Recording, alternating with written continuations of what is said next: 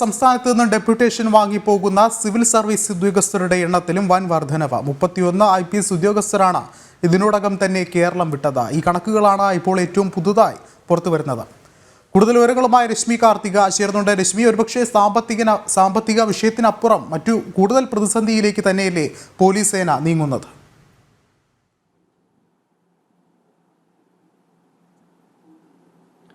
വലിയ രീതിയിലുള്ളൊരു പ്രതിസന്ധി തന്നെയാണ് സംസ്ഥാനത്തെ പോലീസ് സേന നേരിടുന്നത്. ഈ ഡെപ്യൂട്ടേഷനിൽ പോകുന്ന സിവിൽ സർവീസ് ഉദ്യോഗസ്ഥരുടെ എണ്ണത്തിൽ വലിയ വർധനവാണ് രേഖപ്പെടുത്തുന്നത്. സർക്കാരിന്റെ കണക്കുകൾ പ്രകാരം 31 IPS ഉദ്യോഗസ്ഥരാണ് ഇതിനോടകം തന്നെ കേരളം വിട്ടിരിക്കുന്നത്. ഇതിൽ 5 പേർ മറ്റ് സംസ്ഥാനങ്ങളിലെ ഡെപ്യൂട്ടേഷനിലേക്ക് പോയിട്ടുണ്ട്. 26 പോയിരിക്കുന്നത് കേന്ദ്ര ഡെപ്യൂട്ടേഷനിലേക്കാണ്. IPS കേഡറിൽ നിലനിൽക്കുന്ന 31 ഒഴിവുകളാണ് ഇപ്പോഴുള്ളത്. ഇതിൽ IG, DIG മാരുടെ കുറവാണ് ഇപ്പോൾ ഏറ്റവും കൂടുതലായി ഉള്ളത്.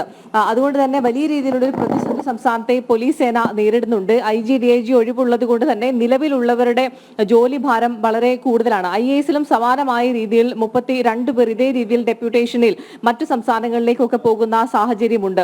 ഈ പോലീസ് സേനയിലെ തന്നെ കൂട്ട ആത്മഹത്യ, അതോടൊപ്പം തന്നെ കൂട്ട വിരമിക്കൽ, കൂടുതലായി ആത്മഹത്യകൾ വർദ്ധിക്കുന്നു.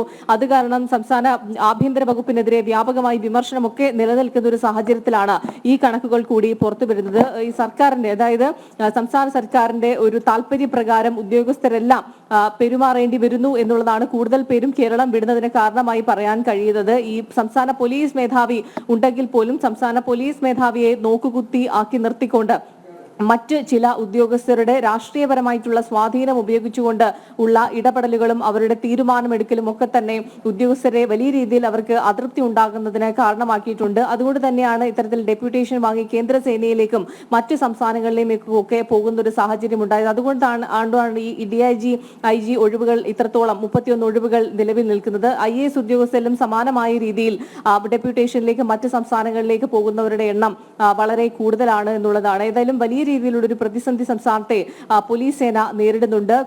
ആത്മഹത്യകൾ വർദ്ധിക്കുന്നു, കൂട്ട വിരമിക്കൽ, അതിനൊപ്പം കൂടിയാണ് ഇപ്പോൾ ഡെപ്യൂട്ടേഷനിലേക്ക് പോകുന്ന, കേരളം വിട്ടു പോകുന്നവരുടെ എണ്ണവും വർദ്ധിക്കുന്നത്. വിഷ്ണു, വ്യക്തമാണ്. രശ്മിയാണ് വിശദമായ റിപ്പോർട്ടുകൾ നൽകിയത്.